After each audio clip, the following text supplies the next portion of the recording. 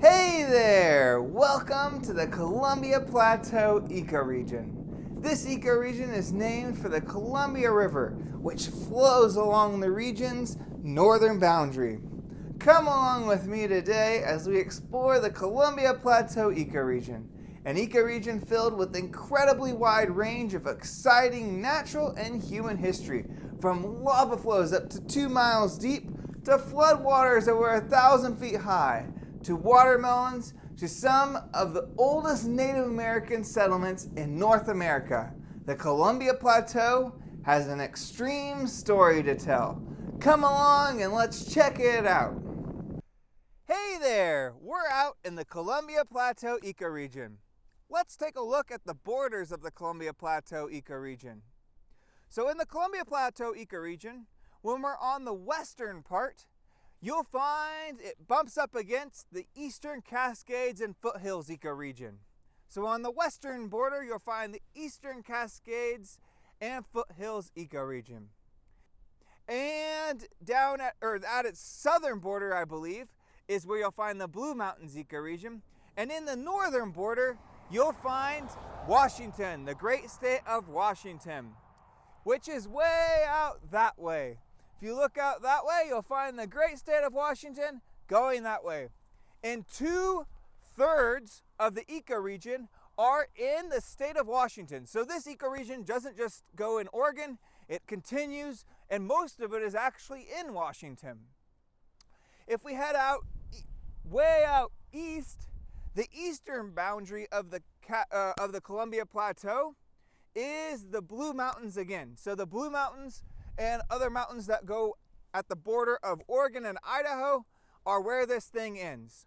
So we also have a boundary for Oregon. You can tell where it ends in Oregon because either the state of Washington begins or the Columbia River goes through. And no matter where the Columbia River goes through Oregon, the Washington state will always be on the other side. So when you look at Oregon's northern part, most of the northern border of Oregon and Washington is the Columbia Plateau ecoregion. Let's take a look at that border over there. So when we look out this way, you'll see that we could see Washington, and that squiggly part on the top of Oregon is where the Columbia River goes. Where it's flat is where, what is it? The state of Washington's on the other side, but it's flat because the river stops flowing there. The river goes north. So the Columbia River is that wiggly river on the northern part of Oregon. And when it's flat, that means the Columbia River goes north and leaves the border of Oregon and Washington.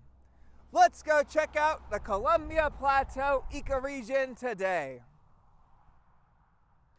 Hey there! Here we are in the Columbia Plateau. And we're on this thing called a mountain identifier. And this thing's gonna help us see which mountains border up against this area. So out there we have the Cascades Mountains ecoregion and the Cascade Foothills ecoregion. So we've got Cascade Mountains ecoregion and the Cascade Foothills ecoregion. So out this way, we've got Mount Jefferson just peeking out over there. Then over here, that big one that you see is Mount Hood. Going over here, you can see Mount St. Helens over there. Okay, way out over there. And then the big one over here is Mount Adams. The big one over there is Mount Adams. Way out over there, where all those wind turbines are, is Mount Rainier. Mount Rainier. So you can see mountains out there. So the Columbia Plateau ecoregion's western boundary are the Cascade Foothills and the Cascade Mountains. Let's go explore.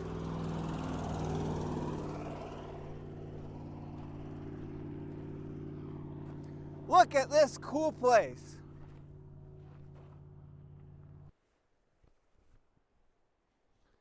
Ah!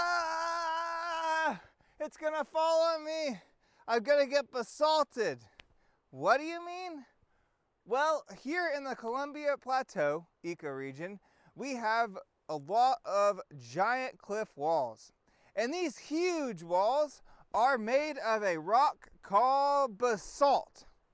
And what is it called when a giant rock of basalt falls on you? You've been basalted. Well, before we go, I want to tell you just a little bit more about basalt.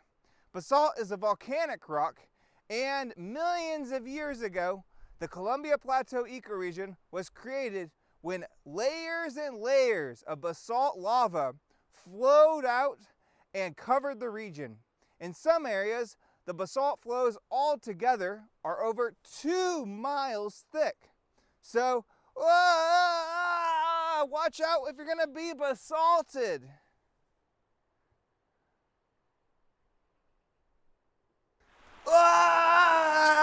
Look at that! Look out, there's a 500-foot plus wall of water rushing at us at 60 plus miles per hour. Oh, hey there! At the end of the last ice age, about 20,000 years ago, a glacier formed an ice dam on the North Fork of the Clark River in Montana. Where the dam broke, it caused a 500 plus foot high wall of water to sweep west over the Washington state, where the waters scraped off layers of soil, leaving behind a landscape known today as the Scab Lands. Disgusting, a scab.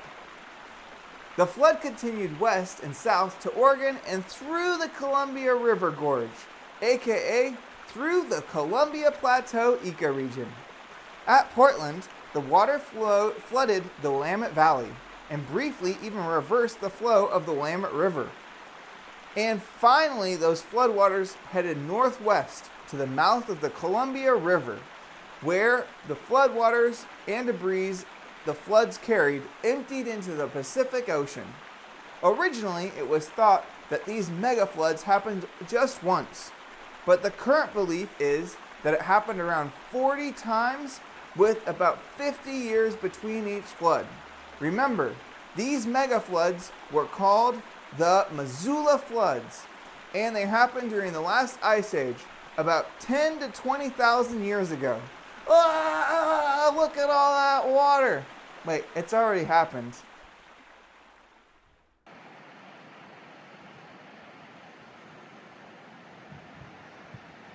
The Columbia Plateau Ecoregion is characterized mostly by rolling hills, steep canyon valleys, and plateaus.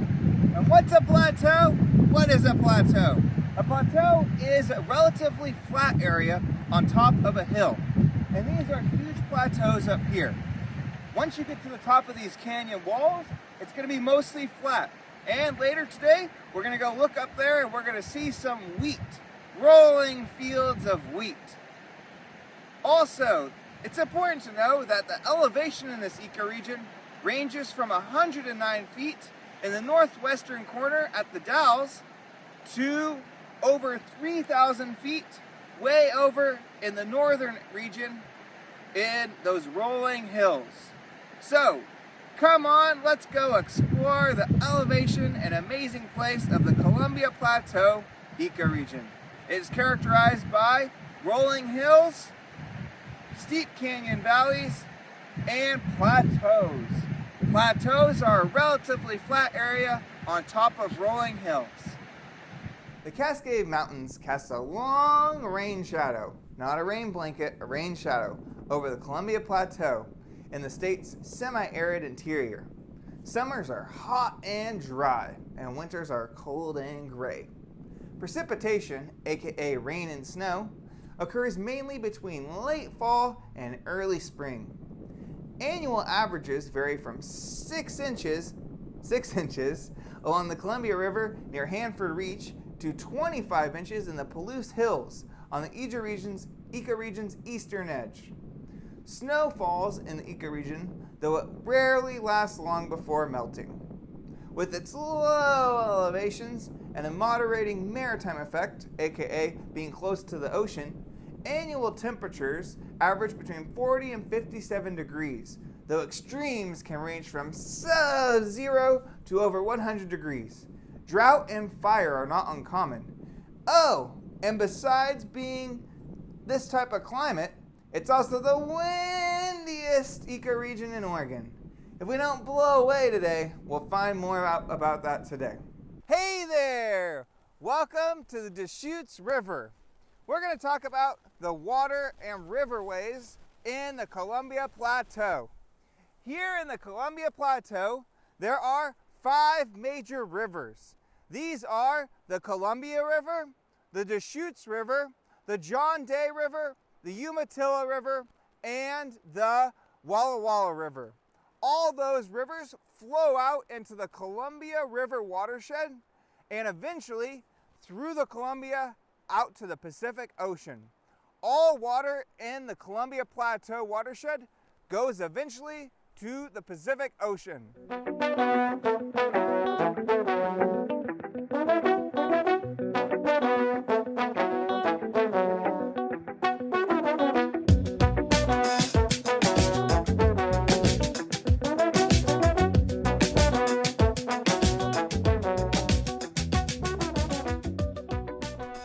Dam!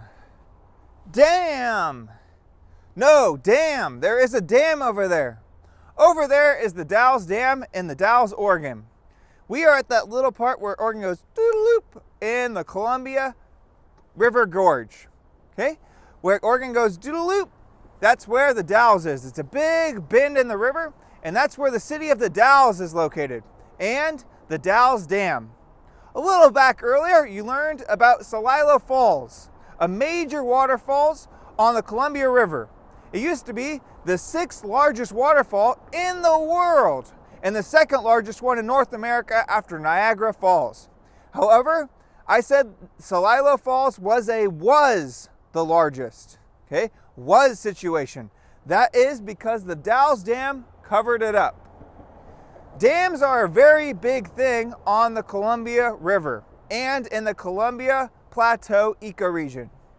Dams include both Canada and United States of America, and there are more than 60 dams if you count United States and Canada watersheds for the Columbia River watersheds.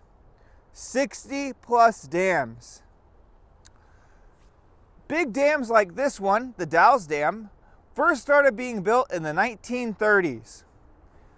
2 of the first big dams were Bonneville Dam, down about 60 miles that way, which is west on the Columbia River, and Grand Coulee Dam, which is probably about at least 100 miles northeast of where I'm standing right now as the river goes. So Grand Coulee Dam, they started construction in 1933, and it's one of the biggest dams, if not the biggest, on the Columbia River. The next dam that started, a big dam like this, was in 1934. They started building it, and it was called Bonneville Dam. It still is powering today, and it's one of the big powerhouses that powers Portland. These type of dams have hydropower. Hydropower is also known as hydroelectricity, and it's because there's big turbines inside that dam. Water goes through the dam, spins a giant wheel, and turns a generator that creates electricity. I'll show you a little diagram of how that works just now. Bzzz, electricity. How exciting. So, these things are amazing, these dams. However, there are drawbacks. And in the 1960s, the United States, I believe in 1961, the United States and Canada passed together the Columbia River Treaty, which is a special agreement that Canada would build a few new dams upriver, way up in the beginning of the river in Canada, and hold back water so that flow could be going through here during the summer months when electricity for air conditioners and things is often at the highest and the river water levels are at their lowest. So part of that agreement is, pretty much to sum it up, is that the United States gets flood control and extra electricity when it needs it because Canada's storing the water up there, and in payback we pay them for flood control And we also pay Canada for the extra electricity and share some of that electricity with them. So the United States and Canada have an elaborate treaty that controls the flow of water and how these dams are operated. All these dams on this river work together to control the flow. The Columbia River Treaty has been an enormous economic boom for the region. Economic, aka money. However, it has also had some drawbacks associated with it.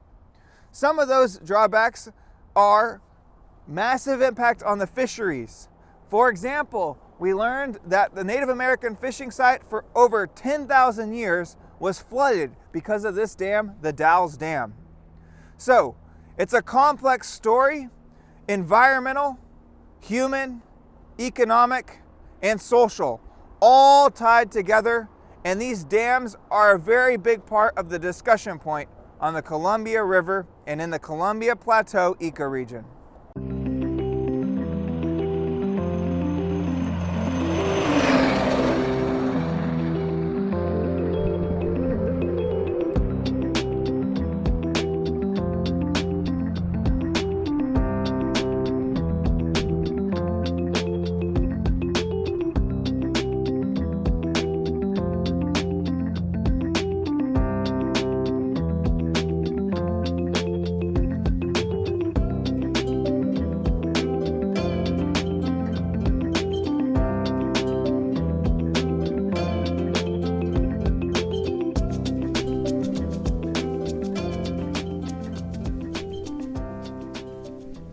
Whoa! Hey there! I didn't know you were there. What is Mr. Gordon doing?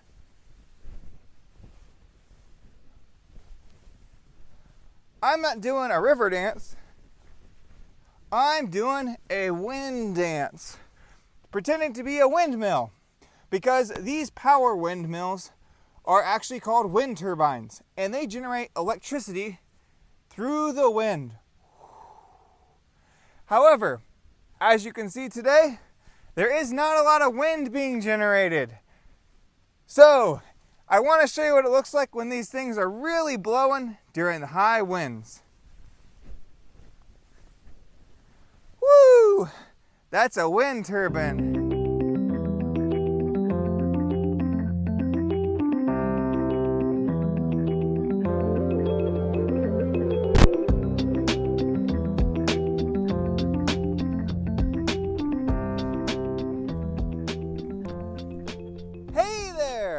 What am I doing? I'm gonna pretend to be a wind oh, wait, I don't have to do that because the wind turbine's spinning. I don't have to show you how they spin anymore. So out here in the Columbia Plateau, when the winds are blowing, the turbines are spinning. And that's pretty much always true, except when it's blowing too hard and then the turbines have to shut down for safety so that the blades don't blow off or get damaged, or overheat the generator gearbox inside. So when the winds are blowing, the turbines are spinning. I'm a wind turbine out here in the Columbia Plateau, generating power so you can watch your favorite Netflix shows out in the Willamette Valley, or wherever you are in Oregon. Maybe your Chromebook or whatever you're watching this on is even powered by this turbine.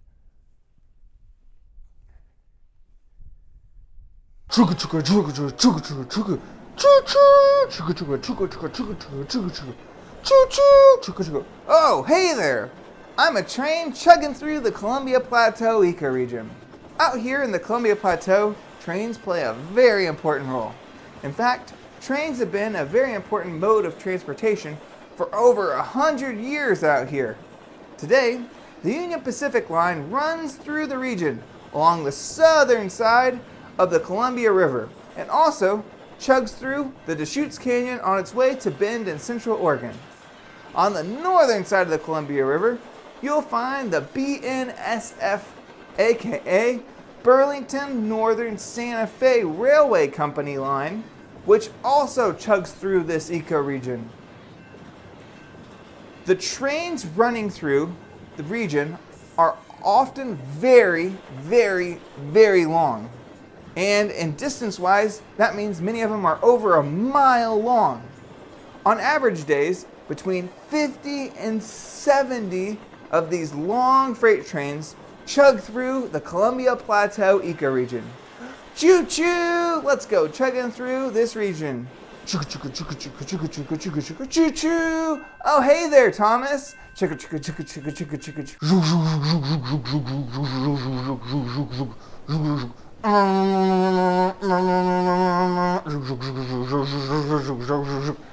Oh, hey there! I didn't know you were watching. I'm pretending to be one of the many barges that passes through the Columbia Plateau Ecoregion on the Columbia River. From the Port of Portland, barges can travel all the way to Lewiston, Idaho. That's over 360 miles. These barges transported at least $21 billion in cargo that weighed more than 56 million tons in 2018. And it is estimated that 40,000 local jobs are dependent on this trade. Barges are also some of the most fuel efficient and safest ways of transporting goods. For comparison, trucks can go about 155 miles per gallon, carrying 1 ton of cargo.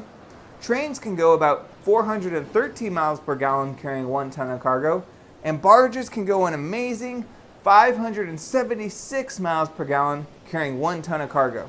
That's over 3 times efficient as a truck.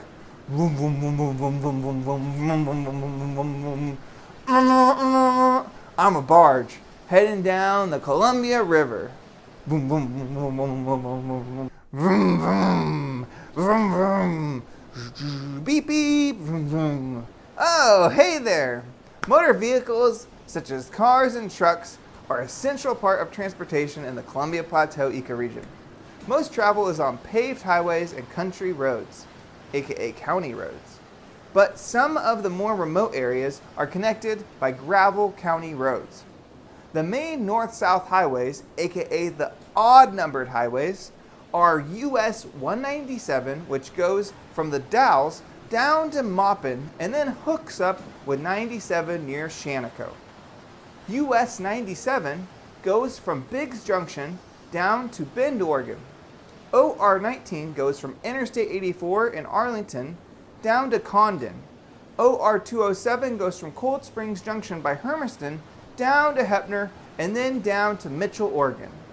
US 395 runs from the Washington border down to Umatilla, Hermiston, Pendleton, Pilot Rock, and down to John Day, where it leaves the Columbia Plateau Ecoregion. Another highway is OR Route 11, which connects Pendleton to the city of Walla Walla in Washington. There are far fewer east-west highways, aka the even-numbered routes. The biggest highway in the ecoregion is one of the east-west routes, and it's called Interstate 84, and it starts in Portland and goes all the way to Utah. Interstate 84, or I-84, runs along Oregon part of the Columbia Plateau's northern boundary. It goes through the Dalles, Biggs, Arlington, Boardman, and Pendleton before going through the Blue Mountains ecoregion on its way to Utah. Other smaller east-west highways are OR 206 and OR 74. Vroom, vroom. Let's go and check out those roads. Beep, beep. The Columbia Plateau Ecoregion is home to hundreds of species of animals.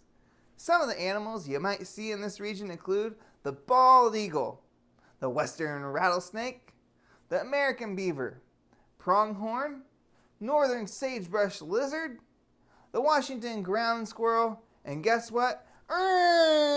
Bighorn sheep, and many more. Howdy! Hey there! Out here in the Columbia Plateau Ecoregion, agriculture, aka farming, is the #1 industry. In fact, over 80% of the land in the Columbia Plateau is privately owned, and most of that land is farmland. This region is the #1 area in Oregon for growing wheat, potatoes, onions, apples, and cherries. Other major farming products include watermelons, beef cows, and grapes. However, Out here in the plateau, it's wheat country. Let's go take a look at what a wheat field looks like.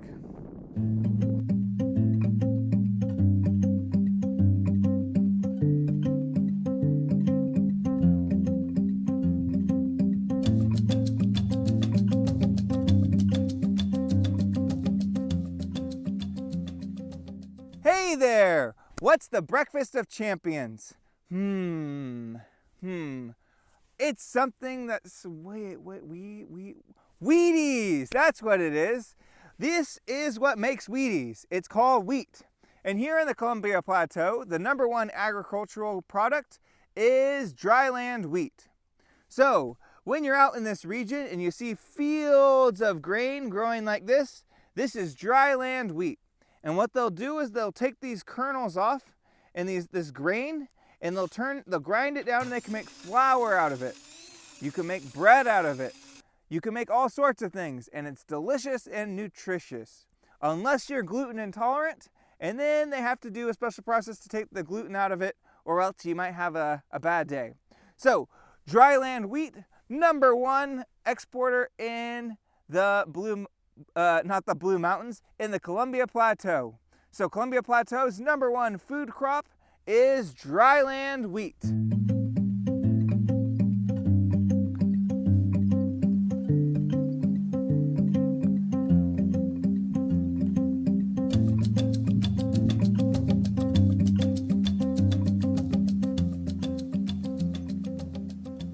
Hey there! Where are all the people out here? Can't find them. Oh, there's one. Out here in the north central Oregon, there are a lot fewer people than you'll find in the Willamette Valley. The largest city in the Columbia Plateau Ecoregion is Hermiston, with 17,782 people. The next biggest cities are Pendleton, with 16,789 people, then the Dalles, and yes, it's called the Dalles with a THE in its name, with around 15,761 people. The last two big cities in the region are Umatilla with a population of 7,321 and Milton Freewater with a population of 7,074. After that, the population drops off, with only 3 other cities having more than 1,000 people. Boardman has 3,749 people, followed by Pilot Rock with 1,509. Heppner has 1,266. The rest of the settlements in the region are small towns made up of several hundred people. These include Echo with 710 people, Condon with 697 people, and Little Maupin with 441 people. So when you're out here in the Columbia Plateau Ecoregion, you might not see a lot of people, but if you look far enough and wide enough, you'll find one of the friendly people out here in the Columbia Plateau. Hey there, look out there. Look out there. I can see, look at those huge waterfalls. Do you see those huge waterfalls? Look at them. Look at those waterfalls. Out there is the 6th largest waterfall in the world, and the 2nd largest waterfall in North America after Niagara Falls. Well, wait, where are they? Where'd they go? Sadly, those falls are not there today. The 6th largest waterfall in the world and the 2nd largest waterfall in North America is Celilo Falls. And it is a was, because Celilo Falls is now under almost 100 feet of water over most of it. This is an important place and tells a very important story. Let's learn about the story of Celilo Falls and how it tells the human history of the Columbia Plateau Ecoregion. For over 15,000 years, Native peoples have gathered at Wyam, aka Celilo Falls, to fish and exchange goods. They built wooden platforms out over the water and caught salmon with dip nets and long spears on poles as the fish swam up through the rapids and jumped over the falls. Historically, an estimated 15 to 20 million salmon pass through the falls every year, making it one of the greatest fishing sites in North America. At that time, even sea lions and seals follow the salmon up the Columbia as far as Celilo Falls. Celilo Falls and the Dalles were strategically located at the border between the Chinookian and Sapien-speaking peoples and served as the center of an extensive trading network across the Pacific Plateau. The Wishram people lived on the north bank, while the Wasco lived on the south bank. Artifacts from the original village site at Celilo suggest that trade goods came from as far away as the Great Plains, southwestern United States, and even Alaska. Numerous rock art drawings found at the head of the falls demonstrates that the site was not just important for trading purposes, but also acted as a melting pot for the cultures that traded there. So, Celilo Falls was a very important hub of culture. When Lewis and Clark passed through the region on their expedition in 1805, the explorers found a, quote, great emporium. An emporium means marketplace, where all the neighboring nations assembled, and a population density unlike anything Lewis and Clark had seen on their journey. Accordingly, historians have made Celilo Falls a similar place to what they would call the, quote, Wall Street of the West. And Wall Street is a super important trading place in New York City, where most of the money in the world gets traded through.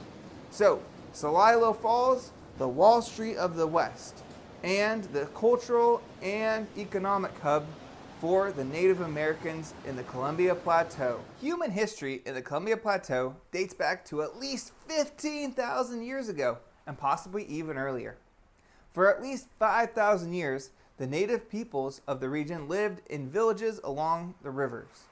They relied on salmon fishing, root and berry harvesting, and hunting. There are a lot of Native American tribes in the Columbia Plateau.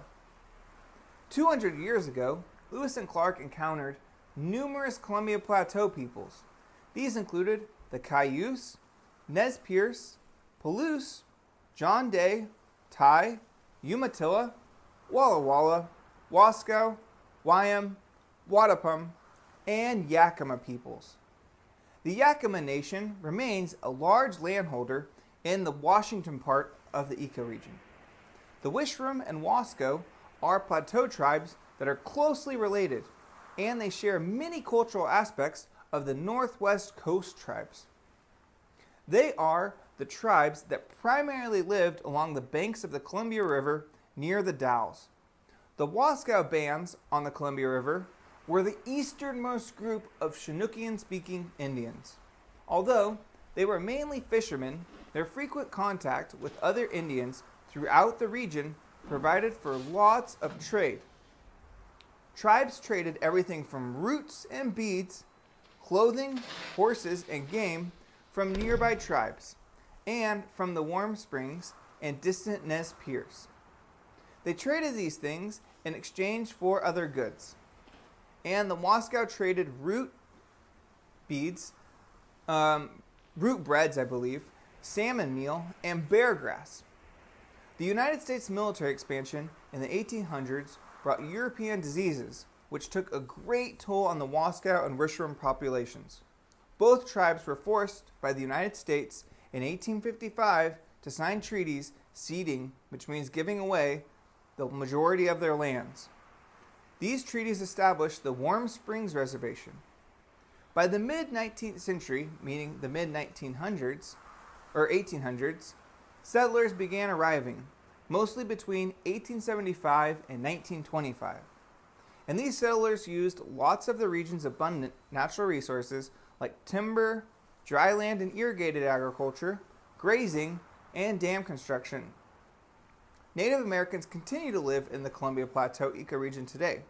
They are primarily members of the Confederated Tribes and bands of the Yakima Nation and the Confederated Tribes of Warm Springs.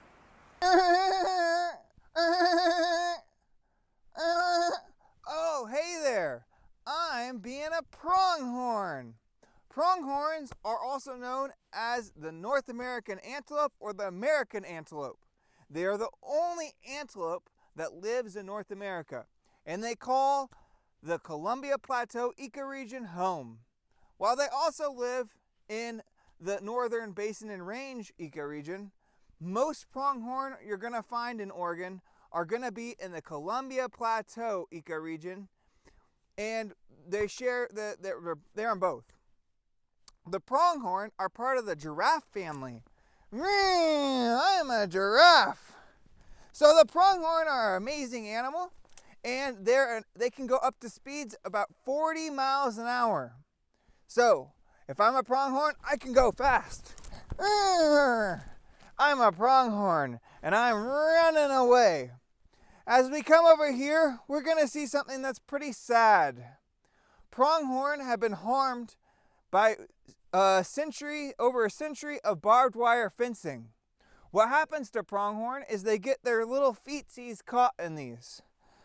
I'm caught in here, I'm a pronghorn. Sadly, if people don't come and cut them out, which often happens, a pronghorn will die by being caught on one of these. Barbed wire is not part of the natural habitat, so pronghorns never evolved to deal with it. So, many different conservation groups are working to try and remove barbed wire where it's no longer needed and to help restore the pronghorn habitat. Pronghorn, America's only antelope, and it can go 40 miles an hour, and it's part of the giraffe species. Its closest animals in the animal kingdom are going to be giraffe synocopes. I'm a pronghorn. Now I need to run away.